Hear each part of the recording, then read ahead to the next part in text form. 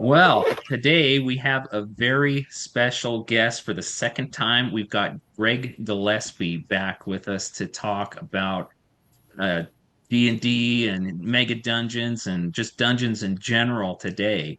We're very glad to have you, Greg. I'm very happy to be here. It's always nice to see you again and have a chat. Yeah, absolutely. And today also we had Josh last time. Now we've got Abigail. She's you know, um going to be waiting in the wings as well.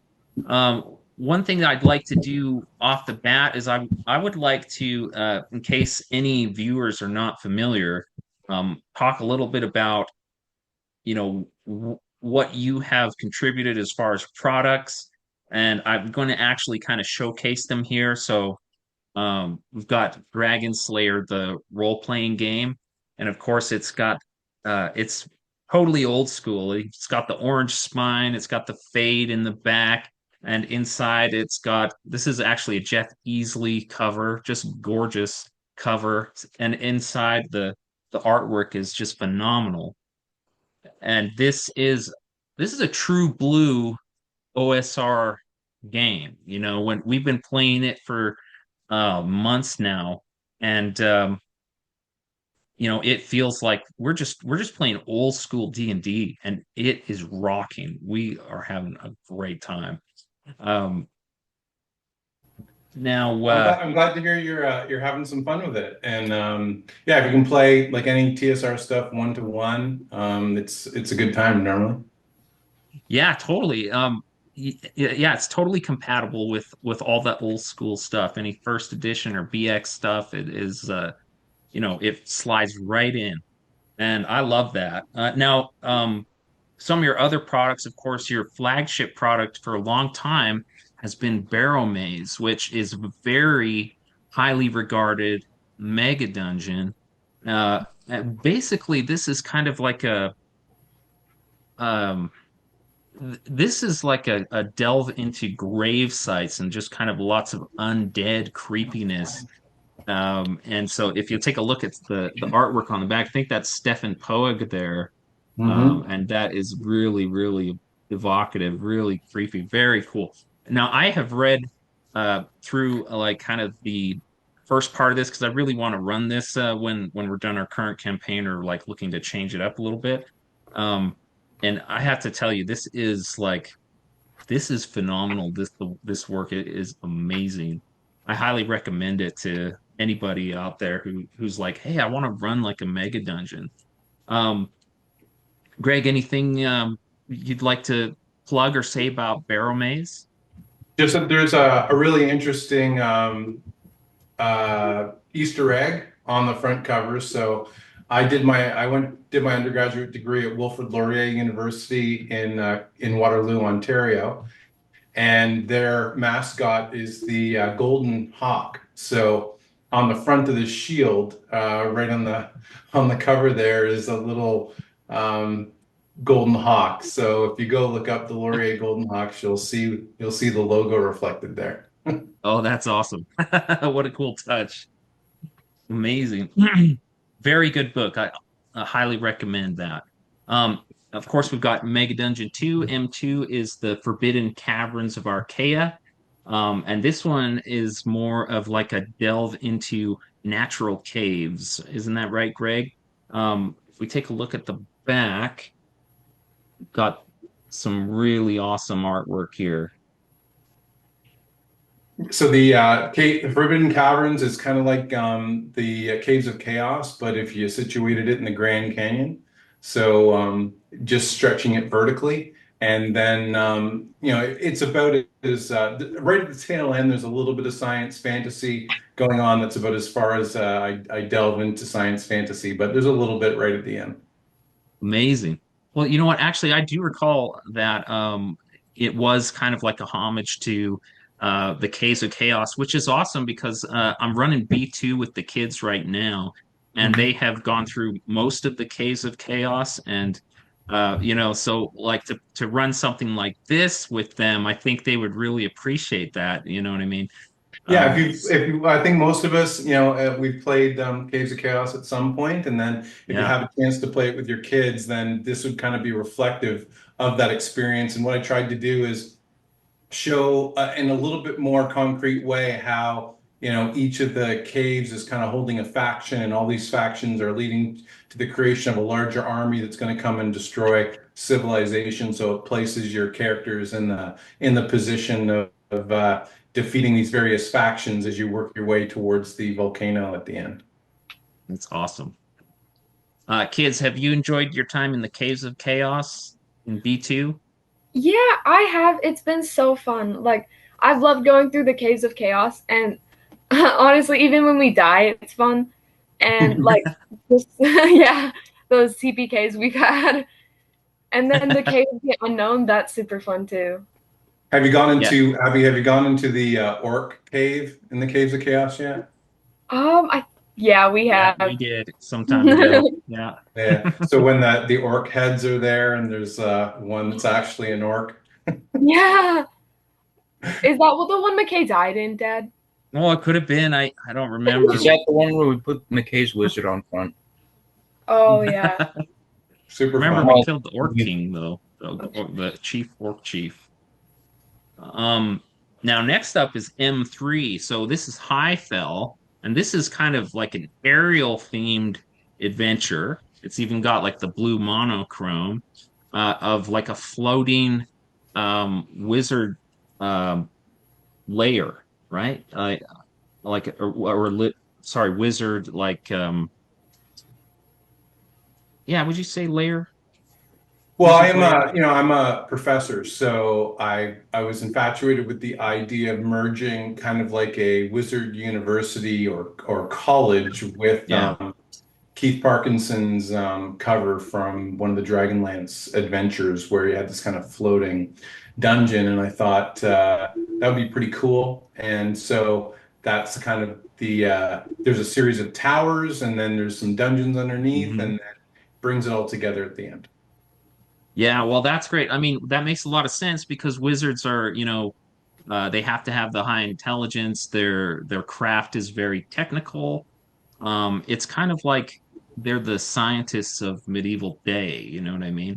And Mhm. so, yeah, so this is a very cool one. And of course it doesn't disappoint with all the art and everything inside.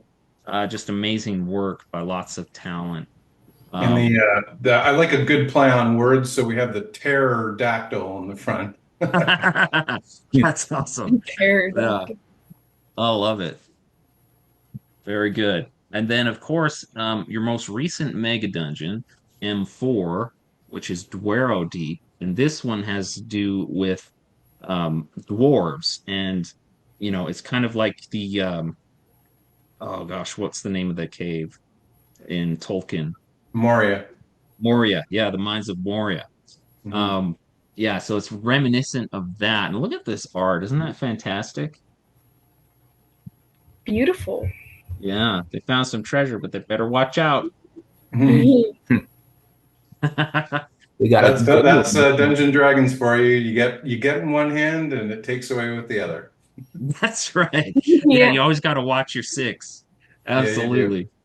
But And now, that's probably the best one so far. It has a great deal of forethought in it, and I'm a big dwarf. Like I love playing dwarves, dwarven fighters, dwarven clerics, stuff like that. And I think kind of like Star Trek, the more Klingons you put in Star Trek, the better Star Trek is, and the more dwarves you put in Dungeons and Dragons, the better D&D is. So that's kind of how I feel about it.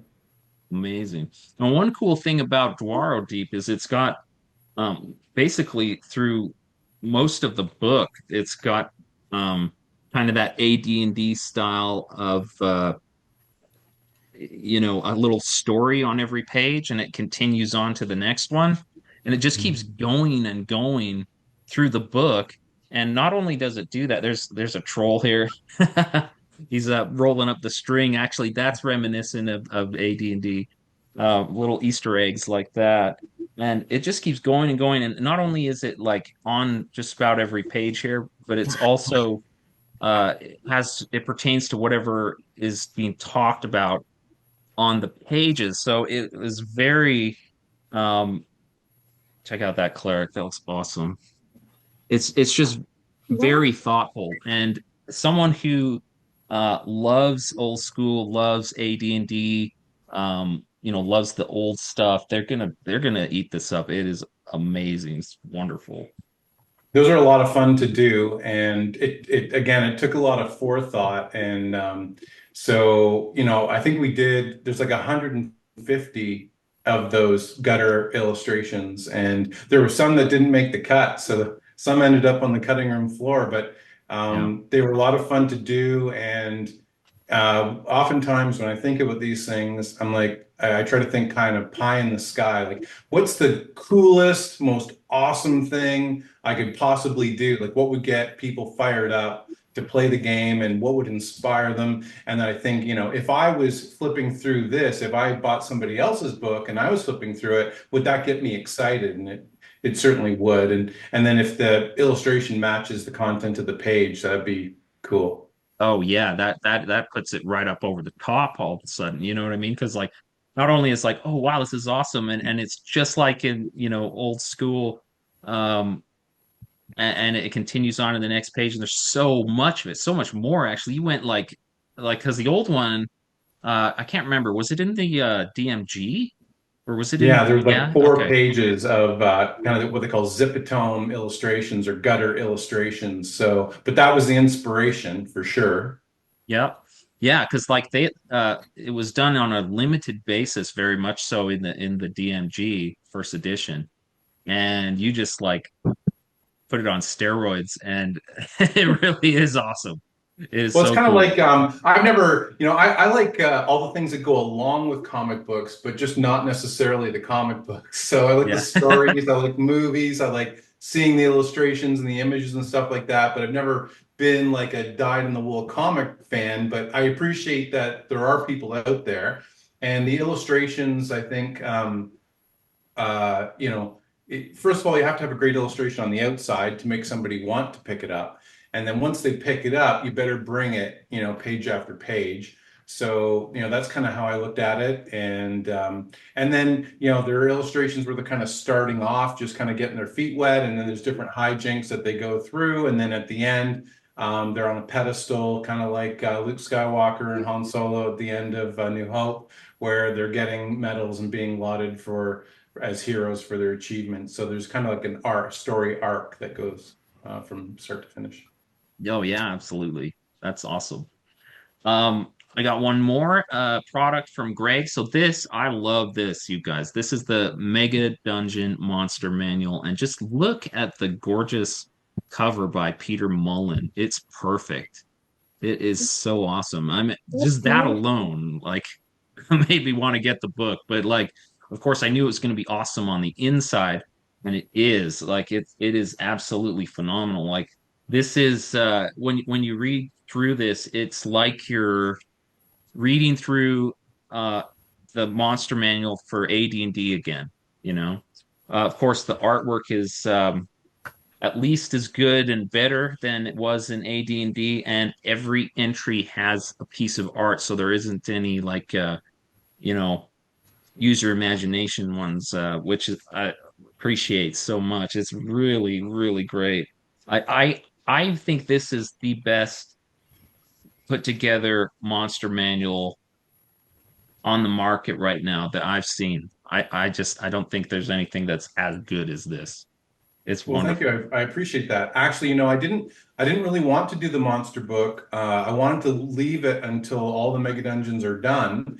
But people were saying that they really wanted something to amalgamate all the monsters, so just went ahead and did that. But I had planned on doing that at the end. It just got bumped up a little bit. Yeah. Well, you'll have to do a Mega Dungeon Monster Manual too. I guess. You know, Yeah, and I'm have I'm, I'm digging a hole for myself. But yeah, that's I guess I'll have to do that down the road. yeah, call Peter Mullen again and yeah. Awesome. Well, that's great. So, the reason that we have you on, Greg, is not only to gush over your products, which I love doing, but also you recently held a contest on the Dragon Slayers official Facebook group, of like creating a mega dungeon, or no, sorry, creating a dungeon, just a small sample dungeon. Um, and they are were to use the dungeon generator within Dragon Slayer. So if we actually, I have it on my screen, I can share it. Is there anything that you want to add to that before I Well, just get going too much? all I really want to do, like last year and this year, is inspire people to create, really. And there's just a little bit of a like a two-page kind of format, very straightforward. And what I thought was, if we get people making and creating things, and then if somebody's looking for a small dungeon to run, they can go and look on the Facebook page. Yeah, no, that's a fantastic idea because I think it gets people like energized about Dragon Slayer, and it gets some good material for Dragon Slayer going. And it's this is the second year now that you've had the contest, right, Greg? So Mhm. um, I think entries have improved dramatically from the first year to the second year. And I anticipate that that's going to continue as people, see the competition and they get feedback on their dungeons. Yeah, and Um, the thing is, it doesn't have to be complex. Like if you can pull together a 2 or 3 room kind of like encounter, that's really all you need. You can do something, more in depth if you like. But what I really wanted to do is just get something that was kind of like ready for immediate play and would inspire other people and get people playing. And at the end of the day, it's all in honor of Gary Gygax, who Gary and Dave Arneson created this game that we enjoy and love and can share with our family members and have fun and have some laughs, and that's really what it's all about at the end of the day. yeah, no, absolutely. And of course, we wholeheartedly agree. We love Gary and Dave for what they've done to, make our lives so much more fun than they otherwise would have been. Yeah, And it's it's nice it's to see no, go creators ahead. that do that, that pay homage properly, like your Well, that's products really do. what it's all about. I mean, and when I look back and I think on it, trying to decipher, like I was in a French immersion class, and so it was kind of common at a young age for me I'd do my homework in English, and then I'd sit with a French English dictionary and translate it in French. And when I encountered the Dungeon Master's Guide, I kind of felt the same way in that I was sitting there with an English dictionary looking up the words that Gygax was using, trying to translate into something that a kid could figure out. And so, but what that did, it was like a training ground for higher education for me and for intellectual thought. So I owe a lot to the game. In fact, it's a debt I don't think I can repay. It's one that I just try to it gave to me more than I can give back, and that's kind of how I feel about it. Yeah, well, absolutely. Now this dungeon contest that you've done, and I'm assuming it's going to be going on, in years future as well. Um, the winners actually got product from you. So like these mega dungeons and the Dragon Slayer manual and everything that I showed, those were up for grabs for you know people with the most thoughtful dungeons. So that if you guys people watching liked the books that I was showcasing, and you know you think you might want to get your hands on one of those, Greg's having the next contest next April, right? Um, so the deadline's probably going to be April 30th again next year, likely, Greg. Um, Yeah, okay. So we might have another, you know, uh, interview like this when it comes to that time and kind of pump it up again. yeah, that'd But be a I great just want to put idea. it on people's radar.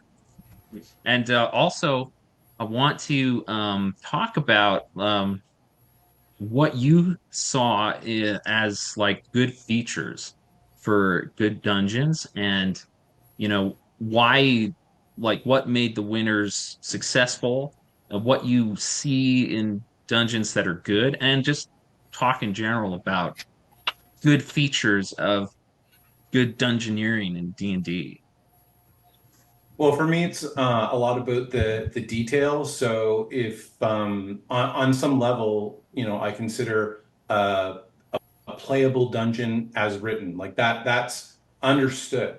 So having taken that perspective, I'm interested in how many, how sharp are the details? How on the screws is the person, excuse me, with their monster entries, with the detail oriented stuff. So as an academic, one of the nicest compliments that you can receive is that you have no errors in your footnotes or your bibliography or your endnotes. Because a lot of people will get to that point and they'll just kind of hand wave the details. But those are the kind of things that I've always been taught to appreciate. And so when I look at somebody else's creation, I'm looking to see, okay, well, is there polish? Is this like a finished product? Is this something that someone has taken the time to draft and then taken the time to redraft and then taken the time to polish relative to its presentation? And that's with an understanding that we're all human.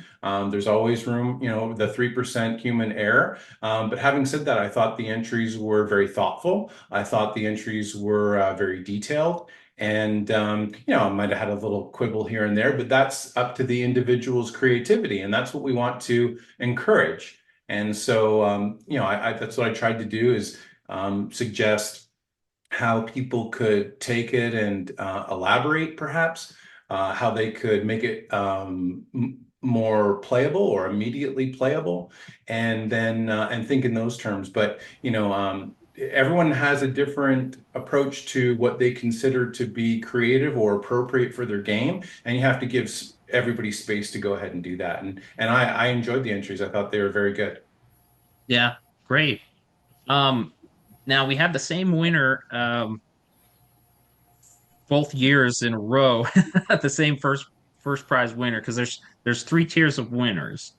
Um, First, second, third place, Hmm. and of course, first place gets more product than last place, like that. But we've had the same top winner each year. What is that thoughtful person bringing to the table that others are missing?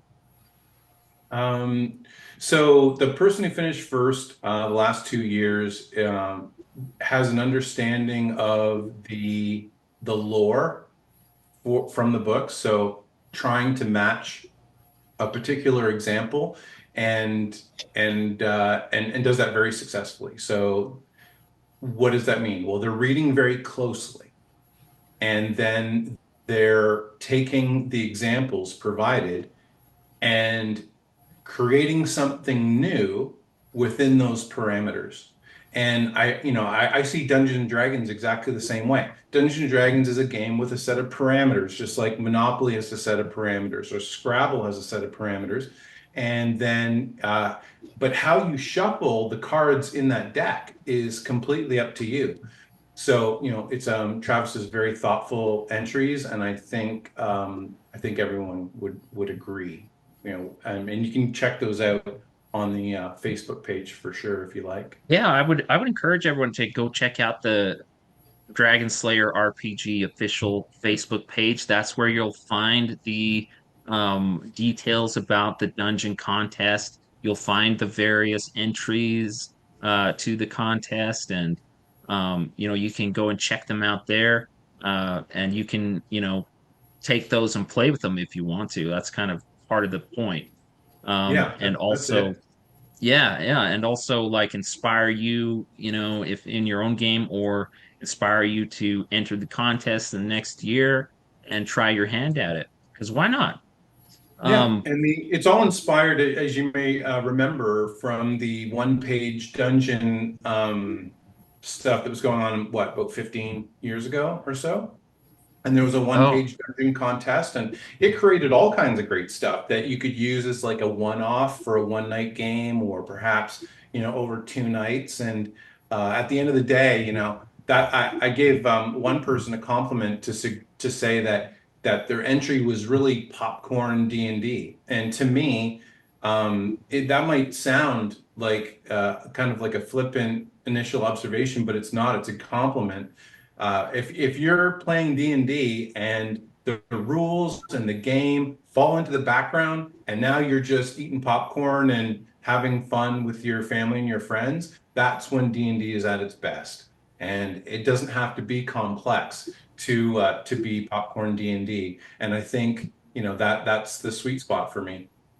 yeah, absolutely. Now, since we have started playing, um, we started kind of with old school essentials, and then when you came out with your product, we switched to yours, to Dragon Slayer. And since we started with old school essentials and have been playing Dragon Slayer as well, we've really been um, paying careful attention to procedure within the dungeon, right? Mhm. So tracking the time, rolling for wandering monsters at the appropriate junctures, worrying about the light sources, um, you know, um, uh, minding our rations and things like that. And so that how has that changed your guys' dungeon experience, you kids? I feel like, I mean, it's made it more like realistic. Like you feel like more like you're in the game because, like, honestly, before it was super fun because we got away with a lot of stuff. Like me and McKay would give sneaky glances, and I'm like, we didn't do the rations, and I'm like, don't tell. But I feel like when we do like spin like the timer and like do all that stuff, I feel like it makes it more like easy to like experience it and like feel yourself in the moment. What do you think, Josh? I think that it makes me think, which Abby doesn't do when we play, and neither does McKay. I think I do. McKay's the one that doesn't think. I'm the guy who calls the shot.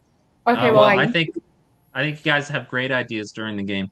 Um, yeah, so I think like minding those procedures properly has really actually enhanced the fun of the game. It hasn't bogged it down. I think it's actually accentuated it. It's made it like so much more fun. Yeah, it's more like board gamey, because like we've got our miniatures and they have their movement rate and they go 1, 2, 3, 4, 5, 6 like that. But that's meaningful, because it's like, every time we move, we're spending time, and there's the possibility of wandering monsters every 3 turns or whatever it is, right? Or every 3 rounds. And so that it kind of raises the stakes just in moving around through the dungeon, you know and that really kind of brings some extra um, tension to the experience. And I think the kids really kind of latch onto that. Um, Greg, what what are some important elements to you for a good dungeon crawl? Like what's going to make a good dungeon experience? Well, just to speak for a moment quickly about procedure. So, dungeon crawling should be procedural. And mostly because it keeps player characters alive. So players should embrace procedural dungeon crawling because there's all kinds of opportunities for things to go awry when you don't. But if you do have a procedure, it, with the exception of fate, the dice rolls coming against you, it'll probably keep your characters alive for longer. So that's an important part of it. And it gives a point of articulation between the person running the game with the people playing the game. So if they know that there's a procedure, just like there's a procedure to overland hex crawling, right? So that procedure can be used by both sides, and it's a point of articulation between both of them. So what do I see as parts of a good dungeon crawl? Well, the first thing that should happen with the dungeon crawl is the first adversary isn't the shouldn't be the monsters. The first adversary should be the environment. And how you choose to bring the environment to bear is subject to, your creativity and your theme, perhaps. So, in Barrow Maze, there's it's very quiet, as quiet as a tomb. So in that context, all the other monsters, they know how to negotiate that quiet environment. But players go in there and, they'll be like a bull in a china shop and they'll bang into things and they'll talk in the middle of the hallway and they'll make lots of noise. And those things will attract monsters, and monsters know better not to do that. So there's that part of it. And then I think it's important to have some things that are familiar and then some things that are unknown. So, for example, when I go to the UK and I'm going again at the end of June, if you go into a barrow mound or you go into these underground crypts, they're very claustrophobic. They're much more narrow than your standard 10-foot hallways. And so when you experience those things firsthand, I think, it sends you back to the original Dungeon Dragon source material with a completely new set of eyes. And then you look at that from the standpoint, well, that's not really realistic. They probably wouldn't have built it that wide or that big. Now that's with an understanding that we're playing a game and we can take some liberties and things of that nature, of course.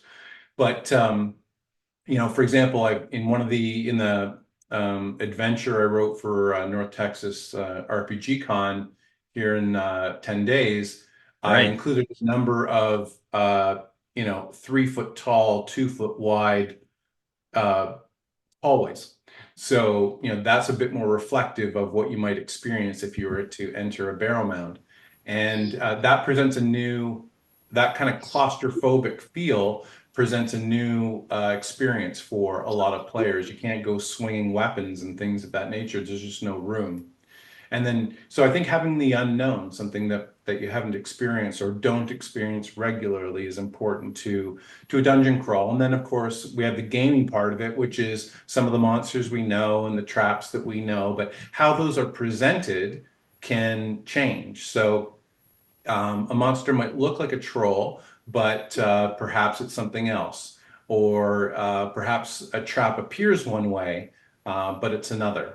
Or double traps or things of that nature. So if you're playing with somebody new, it would be very challenging. But if you're playing with experienced players, it'll be something that they'll have to think through as well. Well, you mentioned traps, Greg. So, one thing that you gave as feedback in the dungeon contest was, um, hey, you have to, give like a mechanism for the trap being set off and stuff. So, can you talk to that for just a minute about like the importance of having that? Well, I think a mechanism of action for a trap is important because, of course, if you have a thief in your party and that player has the find or move traps opportunity, then you just need to you think, okay, well, I want to do a trap that's a swinging ball, or I want to do something that's a loaded crossbow, or I want to do whatever it may be. But then you have to think backwards. How would the trap be set off? And if it's not magical, if it's mundane, how would the trap be set? So I think it's important to distinguish how exactly it would be set, whether it's mechanical or magical or some other means. That way, if players attempt to take the time to decipher whether a trap is present, that they can tease it apart and figure it out. So I think it's important for game masters to do, and I think it's also fair to players. Right. Now, we lost a retainer recently, didn't we, kids? At a trap door. I think it was a poison needle. And she was like the strongest one. Yeah, Uh-oh. it's a hard time. Yeah, I Yeah. know. I've had it happen. One of my treasured dwarven fighters died in a gas trap once, and he failed his save by one and died. Ah, That's what ours did. I'm pretty sure she failed her save by one. yeah, Hmm. Or that like It's hurts. always by one, get isn't her it? by one. Yeah. Now in Dragon Slayer, there's rules about you know, celebrating a fallen comrade, and I think you get some experience points with that, don't you, Greg? How does that work? For a funeral pyre. Yeah, yeah, Yeah, so you can, if you pull out the bodies of your fallen comrades, be they player characters or retainers or henchmen or whatever, you can put them on a funeral pyre, and then you can throw gold on it and get that back in experience. right. Cool. So it Yeah, makes the level progression, which can be quite glacial depending on the adventure you're playing, just edge it up a little bit. And it's very helpful if you're close to leveling. So if you're close to leveling, and all you need is a little bit to get there, then that can be beneficial. yeah, and it might kind of feel nice to give a good send off to uh helpful companions and stuff that aren't going to be with you any longer. It Yeah, makes and me quiet. some people I've played with have they'll stand in front of the pyre and they'll make it like a really great eulogy. Yeah, And so I've added a little bonus onto it if somebody presents a really great eulogy. yeah, cool. Yeah, and then that'd be a great night to have a bonfire too, like It host, would. like roast hot dogs. Yeah, yeah. And I have a little fire pit and recount some adventures and have a hot dog. Yeah, that's right. Oh no, that's cool. Um, so what do you think it is about crabs that add to the flavor of a dungeon? Uh, Traps, you said? Yeah, Well, I think it's interesting to present challenges, and um, some challenges can be, sword kind of based, where it's a battle. Some can be traps or tricks or things of that nature, or procedure related to the procedure, so you can game the procedure if you want to. And I think it's nice to work through those. And, if you, again, depending on the theme that you'd like to have for your adventure, you may want fewer or more of your traps. You may want, more or less of your tricks, or perhaps it's more battle related, or a little some of each of those. So it really depends on what you want to accomplish with your adventure. right. Yeah, I feel like it. Now I'm not like the trap master or anything, but I just feel like, thinking from like a player's perspective, it really kind of puts a jolt of fear into the players because, like they're always unexpected, and they're hard to find, and they could mean death, Mhm. easily. So it's just it's like this element of danger lingering in the dungeon that's not even sentient. But it's just like, yeah, it can really mess you up. And so Mhm. I kind of like that, how it's just another layer of danger and intrigue in the dungeon. Well, I'm again just kind of going back to kind of like who I am and that kind of thing. Good research is about asking good questions. And as simple as that is to say, that doesn't mean that everybody asks good questions. It's a skill to do that, to listen closely and then ask good questions. So one of the things I often say if I'm sitting down with a new table of players is I'll say, so like I play aim small, miss small. So if you are interested in getting the answers to very specific questions, then ask those things. So if you stick your head in a room and say, okay, well, I take a quick look, all you're going to get is a general response. But if you want to spend the time, again, getting that connects to the procedure of dungeon crawling, then you can think about specific questions, specific areas you want to look, and thereby get more specific responses. Hey kids, what do you think about what Greg said there? About like investigating. Do you feel like you might have missed some opportunities by not asking thorough questions? We definitely have. I mean, I think I try to ask good questions sometimes, like sometimes when I use my brain. But I try, but I know a lot of times I'm just like, well, if we didn't hear anything, or I mean, it's just a door, right? Yeah, So stuff like that. There is yeah. one brain cell in our party, and it continually passes itself to me. Oh, What's that sound? A what? There's only one brain cell in our party. Oh, Have it. okay. John, he's not Well, really it's that a conceited yet. skill. And there yeah. are books. There are books about asking good questions. So, you Mhm. can read those and it'll kind of like inform you how to listen and then where to direct your line of questioning. And it's important, as we take this kind of role-playing game milieu for granted, but the game master represents your senses in the game world. So if you want to know how things smell, if you want to know what the sounds are, if you want to know what things look like, then ask those kinds of questions of your game master. Right. Yeah, those are great tips. Now,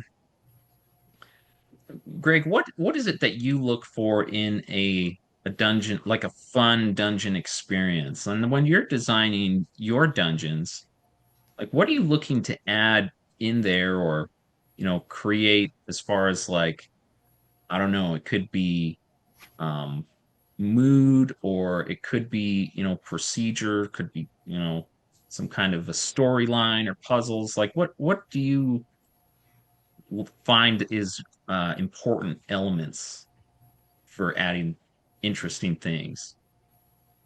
Well, a lot of my stuff is responsive to what I what I don't like about published adventures. And so, there are what I've tried to do is broaden the definition of the mega dungeon. So it doesn't have to be the tiered levels that we've come to associate historically with the mega dungeon. It doesn't have to be that.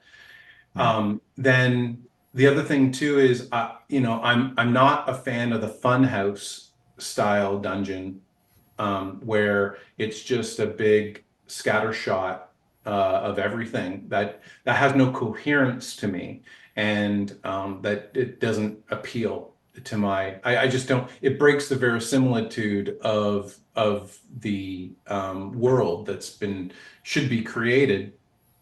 So there's that part of it. I also think so. Then that's kind of one of the reasons why I theme base my stuff, and Hmm. also I try to put the pressure on one race or class. So, for example, Barrel Maze puts the pressure on the cleric because after dwarves, I like to play clerics the most. Um, Highfell puts the emphasis on the magic user, Drow Deep on the dwarf, and so on and so forth. And I think historically we've just kind of taken this kind of like generic approach, and I think that makes for great adventures. There's nothing wrong with that per se. I just think that we've the hobby in terms of OSR style play and TSR style play has come to the point where we can narrow just a little bit, and what that does is that presents challenges to the person that has perhaps grown up with the game. They've played everything. If they haven't played it, they've read it. They're familiar, so they'll find something new in that kind of experience. So those are some of the things, like the meta things that I consider, and then it'll. So when you consider the meta stuff, then it's how does it interface with the procedural dungeon crawling, and how do you want that to play itself out? And it ends up being very, very subtle when you're playing at the table, but over time it kind of reveals itself. So there's a whole bunch of things working from kind of the telescopic view all the way down to the microscopic view and everything in between. And I try my best to challenge that veteran player. So because I think there's lots of people like yourself and me that you know we've read things, we've played things, we want to play them with our children and our friends, and we want to have those same kind of experiences. And if that's what it's really about for me. Like I don't, you hear all this nonsense from like Wizards of the Coast that they you know, D&D is a living game and blah blah blah. It's a classic game. It's as classic a game as we mentioned Scrabble earlier, and Monopoly and things like that. Like you can change the aesthetics. You know, you can switch Monopoly up to be this variation or that variation, but it's still Monopoly at the end of the day. And same with Mm. Scrabble, and same with you know, Axis and Allies and these other classic board games. And I think I'm not really like that's what BX Moldvay Basic Dungeon Dragons did, is it distilled D&D in like 36 pages. It's crazy when you think about it, but that was the most distilled popcorn version of D&D ever created, and that's just giving respect to Moldvay and the others that made that iteration. And it's from that's the font from which a lot of these things spring to me. Yeah, absolutely. Yeah, BX I think was monumental for what it did, how it was able to, like you say, distill that, the basics in such a rather comprehensive way too, like with such a small amount of text, it's quite a thing. I think also J. Eric Holmes um performed a service that was like completely invaluable to the hobby at the time, like basically brought what was a super niche experience into a marketable game, you know. Exactly So correct. Exactly correct. And like that's not to discount anybody in the spokes in the wheel along the way. I just for me it's kind of the one I gravitate to most is Moldvay Basic. But of course, everybody yeah. involved to that point contributed to get the game with that I guess use the word distilled. It's taking something and breaking it down into its absolute essential elements, and this is it. And it did such a great job. Yeah, well, I do think that BX, like the Moldvay, like I think it was almost like basic D&D in its pinnacle. You know what I mean? Like it was like its superior form. It certainly was a step up from the Holmes Basic, even though the Holmes Basic was a giant leap from where it all started. Uh-huh. But yeah, I guess they stand on the shoulders of giants, I guess, and but yeah, it's there's so much good to be said about those um old games and the way they worked. Like, I don't see a lot of need to depart very far from where those were, and that's kind of the great thing about Dragon Slayers. We're not going off in some weird direction. We're bringing it home to, where things were great, and we're celebrating that, and we're building on it. I think so. If we sometimes historians we play this game called counterfactuals. So counterfactuals would be if you assume that history didn't play out the way that it did, and you just shuffle the deck, and then you say, well, what if? So if we look at the growth of Dungeon Dragons to the point where Gygax and Arneson had their kind of divorce, and we play the what if game, the counterfactual game of what if they didn't divorce? Yeah. So if they didn't, and then we asked a question about AD&D. Would AD&D have been created if they didn't divorce? And the answer is not likely. No, yeah.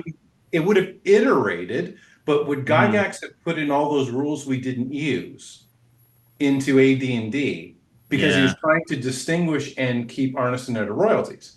And the answer is no. I don't. I think the fair answer is no. So to me, in a lot of ways, Dragon Slayer is the iteration of what D&D may have become if Gygax and Arneson stayed together. It would have started to take on some AD&D elements or inspiration, but it may not have taken the full leap to AD&D. And I think that's Right. a reasonable conclusion.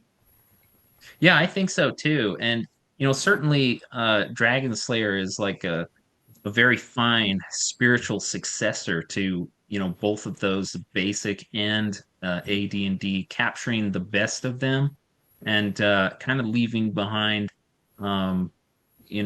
what's, might have been a little bit onerous, like, some of the rules that you're talking about that just didn't carry through. Yeah, Uh, the actuarial science did not need to be carried forward. Yeah, yeah. But I love that you kept things like uh descending armor class because like to me that's what D&D was. Like, growing up it's like that fact that yeah, lower armor class is better. Um like when I first realized that as a kid, I was like, "Oh, that's so strange," but that's okay. And then that became like D&D to me. It's like, yeah, you got to get your armor class down. And now like to depart from that, it's like, wait a second, this is D&D. Our armor classes go down. And like I concede the intuitive way to do it would have been ascending. Yeah. So that's more intuitive. Because humans, when we're adding, it's always better than if we're subtracting. It's like Mhm. if we're writing in the English language, if we're writing in the positive, it's always easier to understand than if we're writing in the negative. So if we're just using the proper verb. So Greg, instead of saying Greg did not pass the test, negative, you'd say Greg failed the test in the Mm. positive. And if you do psychological interpretations of reading comprehension, human beings understand the positive more than they do the negative. So I think at the end of the day, it would have made a lot more sense if you're using a D20 to do an ascending armor class. Having said that, the common usage, the vernacular of D&D is to have descending armor class. And I think a lot of people out there, perhaps if you're like me, you have a fairly extensive TSR library, and I want to be compatible with all those things. So if I want to play the Alan Hammock's Ghost Tower of Inverness, or I want to play whatever Vault of the Drow, then I can do that and it's one to one and I don't need to make any conversions. Right. Yeah.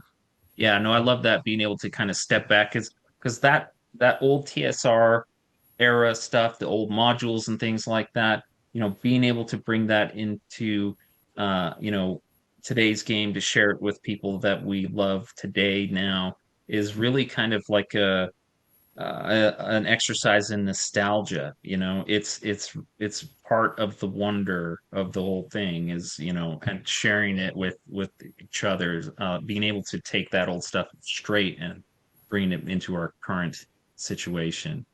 The one thing I um do like about that, speaking to that point, the one thing I really do like is having unarmored armor class of 10, because then your math is very easy. So yeah, if it's AC 5, you need a 15 or whatever it may be. If it's 9, then it's a little bit, really clunky. But so I yeah. prefer the AD&D unarmored armor class of 10. Well, that is one thing that I did appreciate, because yeah, it is easier. And I don't know. I've never been good at math. I know it's just subtraction, but still, it's like, we got all these things going on. It's nice to just have it. be easier. But it still preserves the descending armor class, which is that old school flavor, and it's just brings you right back into that nostalgia of when the game was new and when it was so great. And Um, if you were playing like some kind of back in the day, if you're playing some kind of fighter and you had a negative armor class, you were like badass. It's just yeah, like, check me out, wearing my plate mail with my shield and my dex, and I'm like, got a +1 shield or whatever, and now you're, I don't know, AC -1. It was a big deal. yeah, it was. Yeah, absolutely. Yeah, that was big time. Um, Now, we talked a lot about like old dungeons and stuff. Um, do you have any favorite dungeon experiences? And you kids, think about yourselves. Think about what your favorite dungeon experiences have been playing D&D. I'll let you go first, Greg. Um, well, I had a lot of fun. As we were going along, we made our when I was a kid, we made our own kind of like fun house dungeons where all the monsters in the rooms were just waiting there to be killed. There was no kind of ecology of Yeah. the dungeon at all. And then we played through the modules and had a lot of fun playing the Dragonlance modules, even though everybody had script immunity. And but some of the most fun I've ever had was playing Barrow Maze with my group. And there are little call outs and things in Barrow Maze telling the game master how I ran a situation or how my players did it, and then how it ended up.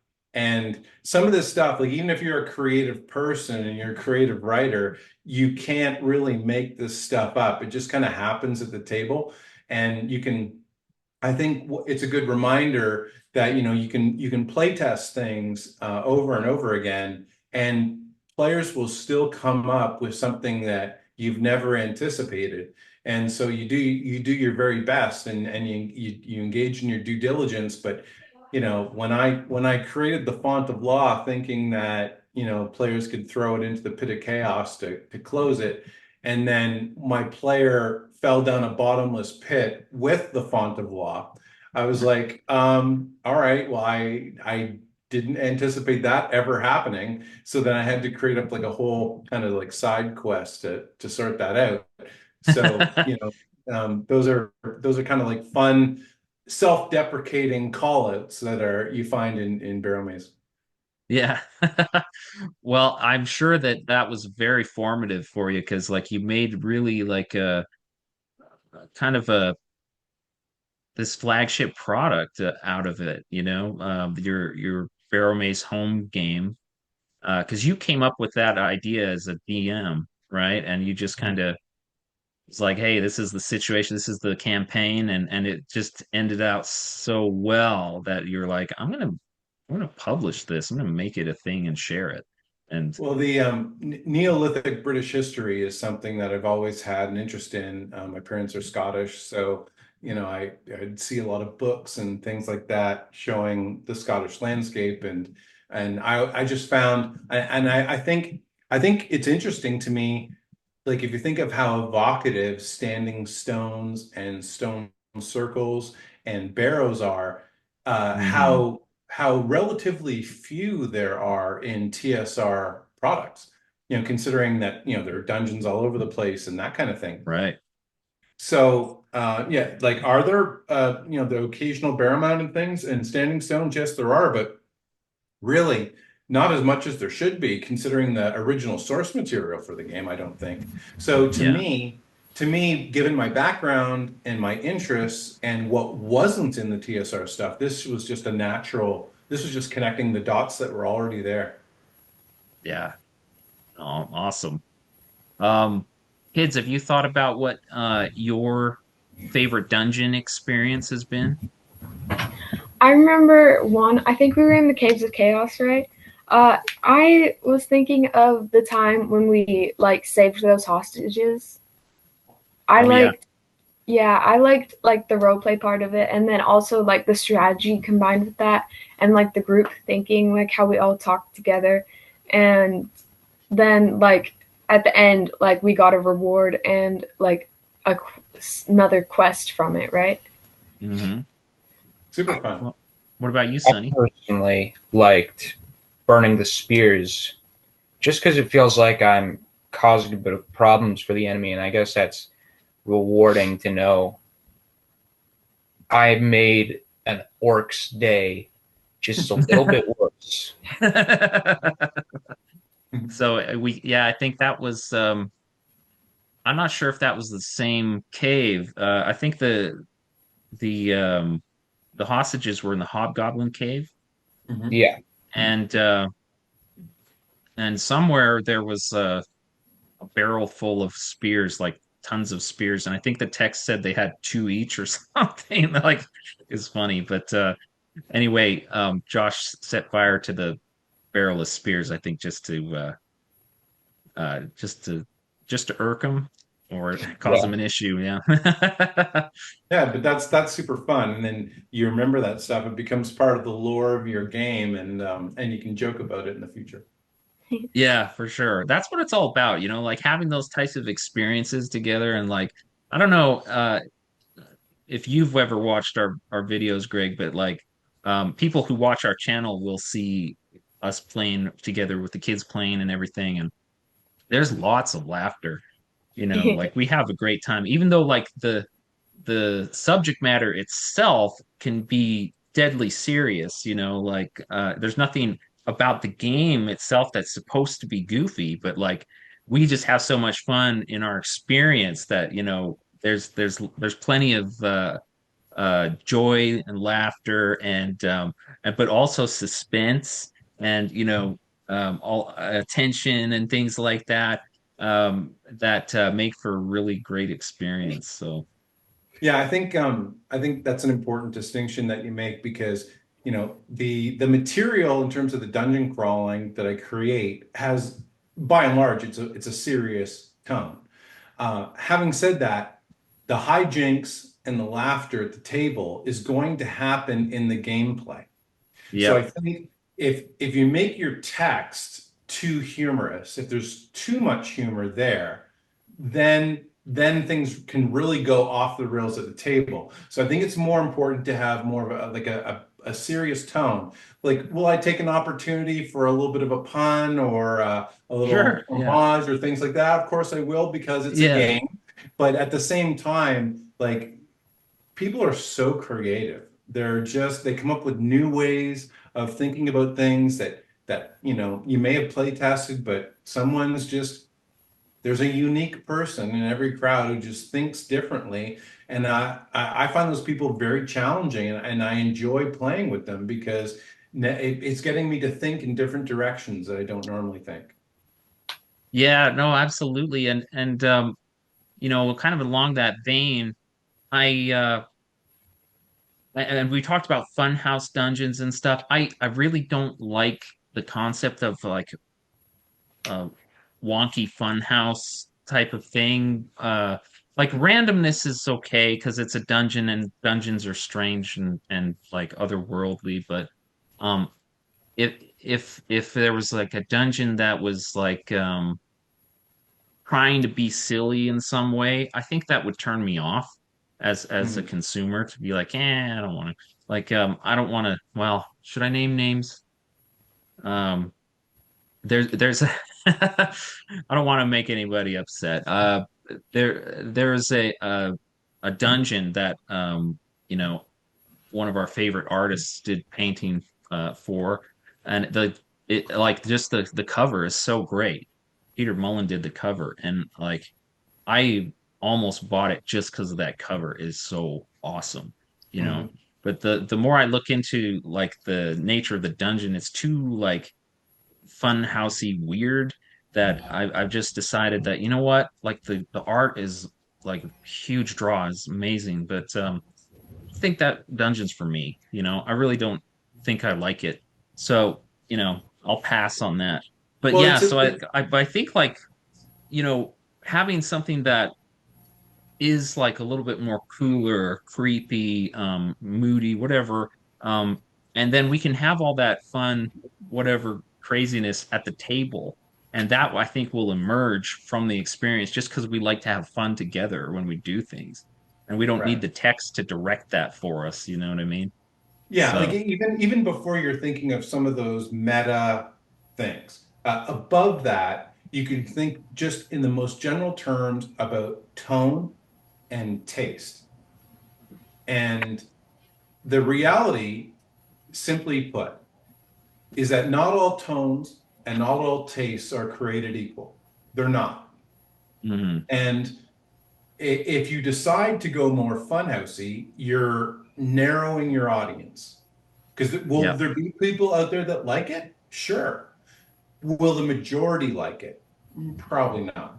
right. So, again, just paying respect to the TSR people that came before me, they, if you want to know what to do, spend time in a lit review looking at the adventures that TSR created that you're most inspired by, some of the game designers that you're most inspired by, and then ask questions about, well, what kind of tone does this have? What kind of taste does it have? And where does my taste fall relative to them? Because I think if you ask those questions, you're on the right track and you're giving respect to the people that created this great game that we enjoy so much.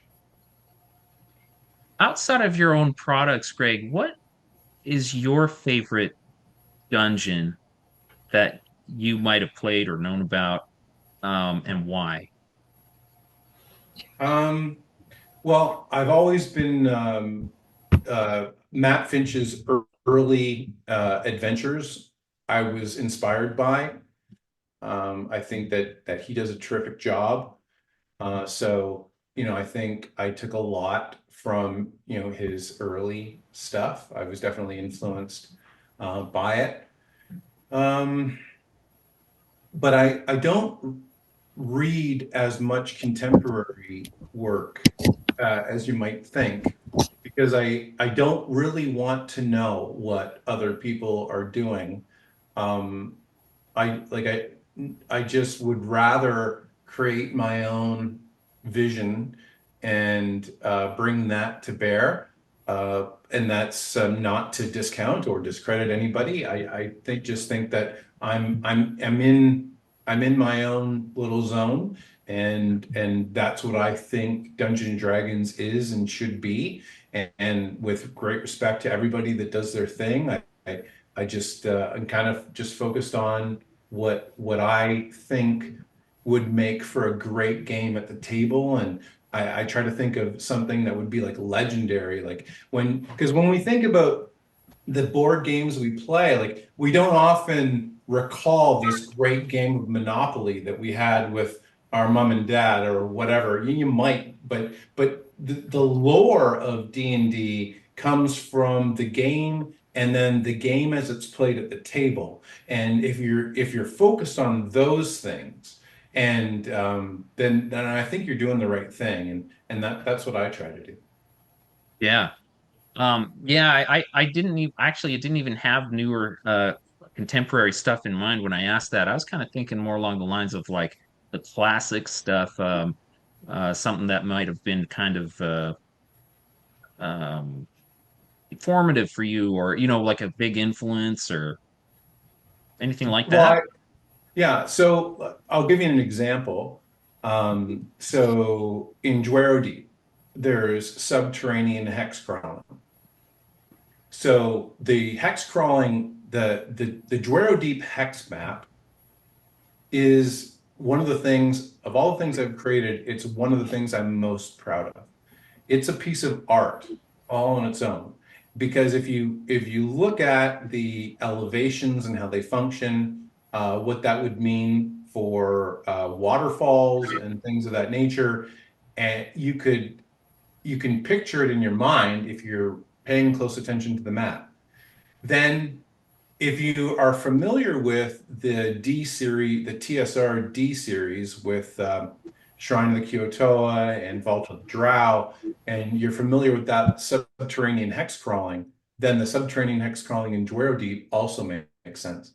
So it's the logic of it and the procedure of it that I was inspired by and I wanted to be consistent with. Right. Very good. So kids, Greg mentioned Matt Finch. I'm not sure if you're aware, but Matt Finch was actually the writer of Swords and Wizardry. Now, Swords and Really? Wizardry, yes, that's where we started with the kids years and years ago when these two were just pretty little. And so we played lots of Swords and Wizardry. And Always good. we had years long campaign. I mean, we took a lot of hiatus in there, but like years long campaign, and we actually did get to kill that witch in one big grand fight, and it was pretty epic. So I think we have some great memories of that. But we've actually, I think the stuff that we've done since then has actually been superior, and maybe it's because I just wasn't playing Swords and Wizardry right or something, but. Um, as we've been more intentional about our dungeon crawling procedures, I really feel like we're taking everything that was great about what we were doing then and making it even better Yeah. now with Dragon Slayer. So um anyway, so but there's always going to be some nostalgia there. So we're grateful to Matt Finch for everything he's done to get the OSR kick started and you know just help this hobby surge into the future here. Oh yeah, that's what it's all about. And everybody is standing on everybody else's shoulders. And then I believe very strongly a rising tide lifts all the boats. And so, if Matt's creating amazing stuff and Swords and Wizardry's creating great stuff and Jeff Talanian's creating amazing stuff with his game and I'm doing my thing and then other people are doing their thing and we have little contests and stuff where we create dungeons or people just make them on their own and upload them, then I think that just gets everybody playing. I think everyone's having more fun. There's a groundswell of creativity, and everyone's feeding off what everybody else is doing. Can you tell us a little bit about this new adventure that you're going to be having at the North Texas RPG Con? I know that your module is kind of featured for the convention. Can you tell us a little bit? Yeah, sure. So I ran this adventure I created with friends, and we did it online on YouTube. And I ran it at a bunch of con games as well. And then I just, so like I've been working on these large 120,000 word, 160,000 word in the case of Dwarity, these big, huge adventures. And I thought, okay, well, it'd be nice to do like a TSR style module. So anyway, this is my first kick at the can. So it's set in it has the same kind of green hues that you see there on the Barrel Mace cover, Yes. and and so I think they only made 200. So when it comes and goes, it does. But I think it's a very lethal adventure, and it highlights the procedural dungeon crawling. So I've really enjoyed running it. It's been a lot of fun. I'm going to run it at North Texas here in 10 days, and yeah. So I created it and then paid the artists and then donated it so that they can make some money for the convention. Well, it looks fantastic. Like mouth-watering fantastic. It just looks amazing. And you know, I'm looking forward to seeing it. Um, Well, do you think Ken James did the cover art, so I do want to mention him. He's a terrific artist. He's great to work with. I think he's the Dave Trampier of the OSR, and he's just insanely talented. I'm very fortunate to be able to work with someone like him. yeah, no, he is incredible. I think that's yeah, we're really glad for the working relationship that you have together because it really makes excellent quality products. Very good. Now, would you say that this module, do you think that might be a good intro for people into Barrow Maze, or is it more like if you played Barrow Maze, try this one? Yeah, I would say if you played Barrow Maze, try that one because Okay. it's very hard. So Okay. it's designed so it's very specifically designed for the experienced first level player. So that's a very tight window. And Yeah. so it's challenging right off the bat. And that's kind of what I was planning to do with it. I would say, if you were interested in Barrow Maze, you'd maybe play the main one and then try a couple of the low-hanging fruit barrel mounds. That would give you a little bit of a taste for what you're into once you kind of like descend below them. But yeah, this is for I've always targeted the experienced veteran player because I don't know, I like making my life difficult because these people we're all cut from the same cloth and they like a good challenge and I like trying to present a good challenge. Yeah. Well, you know what? I know that you've got a couple more mega dungeons on the horizon. You've got your what is it? The Gazetteer on its way as well. So you've got some big projects coming through. Mhm. Um, once you're done those though, and I just like from a fan's perspective, I would say I wouldn't mind seeing like module sized stuff coming from you after those things. So, I'll just put a plug in there, like a little bug in your ear to think about. But you know, by all means, keep on track with the other things that you have planned. But once you're done all that, I think that that would be really cool to see things like that come through. Yeah, that's the Um, idea. So like even as far back as Barrel Maze, there's a couple things just kind of sprinkled into the map that I provide an outline for, but I don't go into too much detail. And those are the kinds of things that I would like to turn into, 20, 32 page, 20 page, 32 page adventures, that kind of thing. And I plan on doing them with each of the mega dungeons to add value to it. yeah, But I was saying to somebody the other day, like if all I did, like Dwarity, for example, if all I did was make TSR style modules for Dwarity, I could do that for the rest of my life. The thing is so big. But right. and I could, it would be pretty cool. But I want to add a couple adventures to each of those, and they might come forward by convention or by Kickstarter or just by here and there. But Mhm. I'll fit them in as time and effort allow. Well, you kids, after listening to that, which of these mega dungeons seems most interesting to you? I really want to try the Barrow Maze one. Like you Hmm. said, yeah, we'll probably do that one next. So I'm excited for that one. What do you think, Josh? I find Duero Deep to be pretty interesting.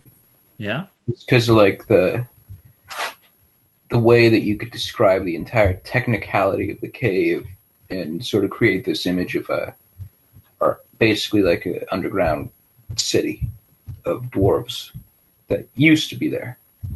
Yeah, I like that one too. It's really good. right. It's Yeah. interesting when you think so the Moria is the archetype dungeon on which all dungeons are based. And yet, if we look back through third-party material and TSR material, there was never really an effort to nail that. And it's kind of shocking to me. Um, Mm. that's kind of one of the other things that we do as academics is you survey a literature and then you evaluate it for its strengths and its weaknesses. Where are people spending the majority of their time? And then where are the holes in that literature? And that's one of the things that I like to do with RPG material is I like to look at the broad field and of it and say, well, what are people doing? What have they done? And what's been missed? And as obvious as it might be, the sweet spot between Tolkien's Moria and Dungeons and Dragons was never realized. There were really kind of flimsy efforts, but nothing that really nailed it. And so that's the challenge that I took on with it. And again, lots can go wrong. There's huge uncanny valleys on either side of it where you can get it wrong. Yeah. So if you're going to do that, you would better nail it and you would better know what you're doing. And I think like before I go down to actually to the North Texas Convention, I'm running Duality for 2 days for a group of folks down in Texas. So we're looking forward to a really, really great game there. So it'll be fun. That's going to be fantastic. I really wish we could have been there this year. Uh, we're going to miss it for sure. But we'll be there in spirit. Oh yeah, We're gonna have And yeah, but yeah, uh, I'm sure you'll have a fantastic time there. It's always a blast. Um, we've only got a few minutes left, so let's kind of circle back to the dungeon contest that you had. Of course, this was once again for everybody. This was my entry here. Don't pay too much attention to it because I didn't place in the Did you do the competition. art? um, but yeah, The so art was great. do you like it? Yeah. Oh, I'm so glad.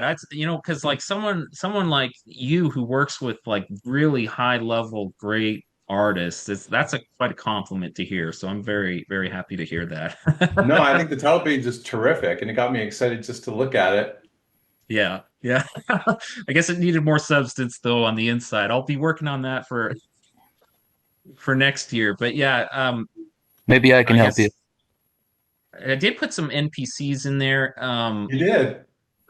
I mostly I just kind of I drew them out and I thought, oh yeah, I could draw a guy like this and that, and then decided after how to work them in the story. But so it might have seemed like there was too many No, cooks in the no, kitchen. But I like the thing is when you do that, right? So then you have this like interesting cover, so that gets you into it, and then the next page. So now you're looking into the eyes of the characters in the game, and that pulls you in.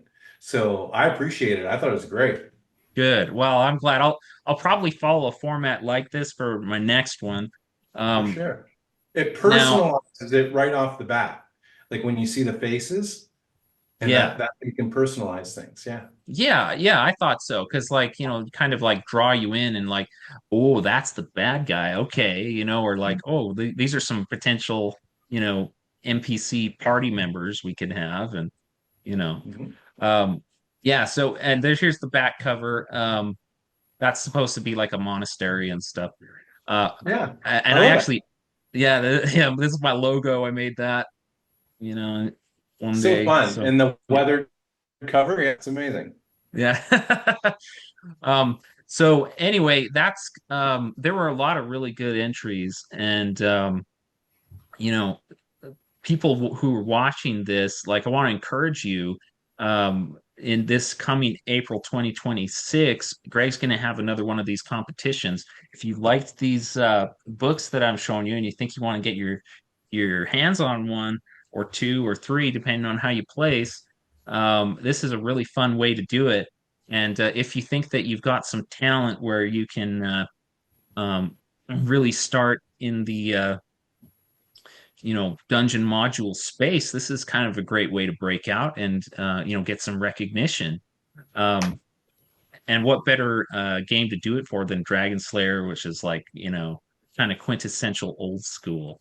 So, That's right. And if you just want to, people want to like just kick the can. I mean, if mm, you have an idea, operationalize the idea, and the format's pretty straightforward, and it's not too onerous. And then you can get some feedback and take it from there. And then I know if people want to submit their stuff to Fight On or one of the other fanzines, I mean, they're always looking for content, and people, you can put your stuff out there in the marketplace of ideas, and perhaps get it published. yeah, awesome. Lots of fun. Um, well, Greg, thank you so much for Thank coming on you. again, um, and It was chatting with wonderful us. having you. Yeah. Yeah, great to chat Yeah. with you. I mean, Josh, appreciate it. And, you know, uh, let me know if you decide to try your hand at Barrowmaze, and how you make out. Yeah. We'll keep you posted. Yeah. And Thanks, also, Greg. too, I did a meme competition last year for Oh, Dragon Slayer. So if you have any good spicy memes, keep those in your pocket, and then we'll run a contest for that, because that's always fun. yeah. There you go. Yeah, competition was stiff for that as well, actually, I remember. It was funny.